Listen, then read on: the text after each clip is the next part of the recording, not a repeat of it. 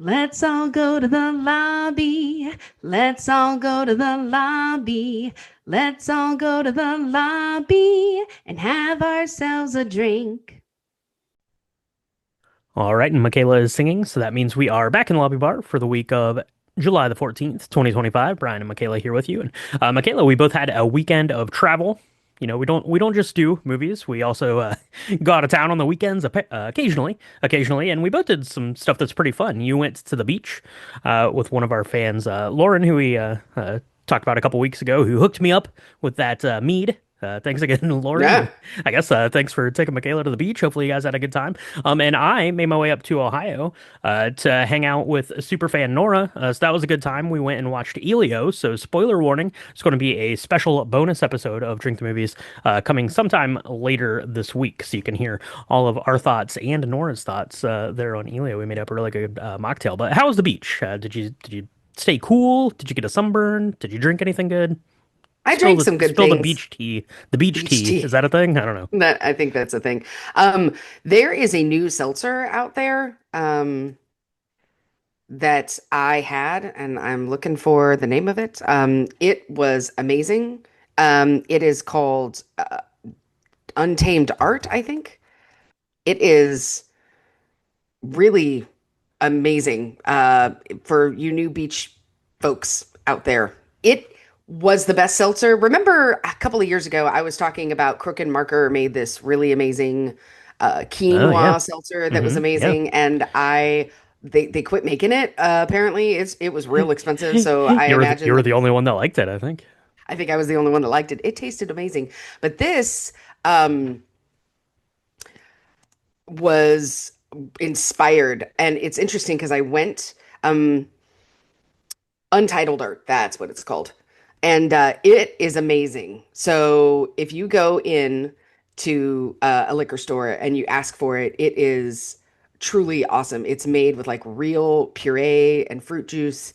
So I had a couple of those, but my drink of choice what this weekend was using a new gin that I discovered. It was Uncle Val's Botanical Gin, which Okay. had a really beautiful, like, um, kind of earthiness to it. This gin was delicious. I brought you a little some because I know, Brian, you love a gin to Ooh. make a martini and to do like a gin and tonic with. This you could do a little bit straight if you wanted to, or just have it over ice. It is that delicious. It's real good. But I wanted something that was a little luscious for the beach, but also had some effervescence. So what I did was I took an ounce and a half of this Uncle Val's gin. I added half an ounce of fig liqueur, half an ounce of apricot liqueur, just to give it like a kind of a with the earthy tones and add a little bit of sweetness. And then I just topped it off with some soda, like club soda. Okay. It was delicious. I highly recommend it. I wanted it to be very light because I really like just the flavor of this gin. But that was the drink that was concocting when I wasn't at the beach. Because as you Yeah. know, you shouldn't maybe you can mix drinks at the beach, but if you're going to do that, do it in no non-glass containers. Yeah, don't do that. Yeah, only do that if you're at the all inclusive. Yeah, I like this Uncle Val's botanical gin. The bottle looks very classy. I like that. I like that. It Yeah. says that the notes there are cucumber, lemon, sage, lavender, and juniper. Yeah, so that sounds pretty good. That sounds pretty good. Yeah. So that sounds delicious. I didn't do a lot of drinking really my trip up to Ohio, but I did make it into Kosai, which was having an amazing Star Wars exhibit. So that was really cool. Got to see a bunch of really cool like Star Wars props and like replicas of all the things and a bunch of like costumes and stuff like that. But at the end, they had a little bar set up so you could get like your blue milk and stuff like that. So I had blue milk. Well, I got blue milk for the kids, and then I got myself a blue milk, which was called the Galactic Blue Brew, which was oat milk, vanilla, and fruity undertones. It tasted a lot like the blue milk that you get down at Disneyland, Disney World, at Galaxy's Edge, but this one also had Nice. just some Bacardi white rum to it. They also had a cocktail called the Grandmaster, which was Midori, Bacardi, pineapple juice, and Starry, and a Rebel Bloom Spritz, which was basically just like an Aperol Spritz kind of thing. So that was fun. But yeah, I'm definitely gonna have to check out this Uncle Val's botanical gin. That sounds really good. So I'm gonna check that out for sure. And maybe we'll check out having some Uncle Val's while we're checking out Superman tonight, because that is what everyone else in the country did, taking in $122 million over the weekend. So very good opening weekend there for Superman. And I think this one's gonna keep going here for the next couple of weeks. We'll see how that plays out.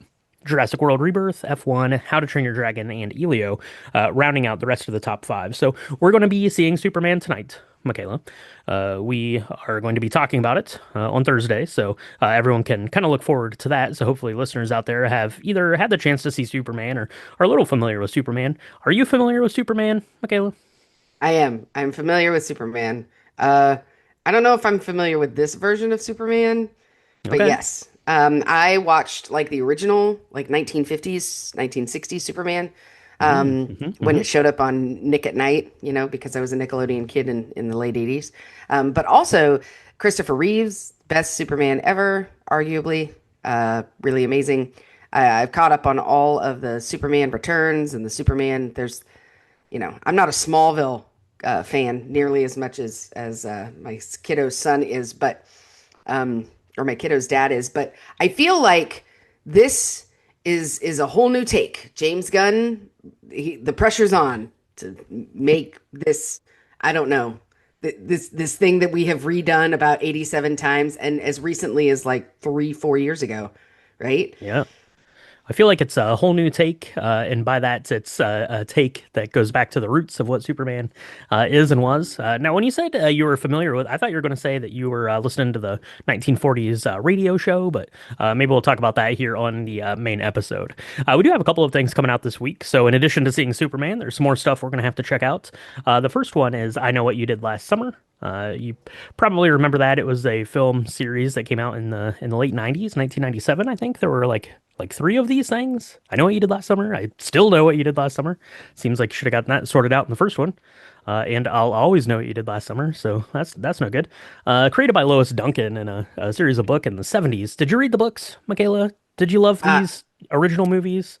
This was like so teen slasher peak in the 90s for us. It seems like it's circling back around, kind of. Yeah. So Lois Duncan was an amazing writer.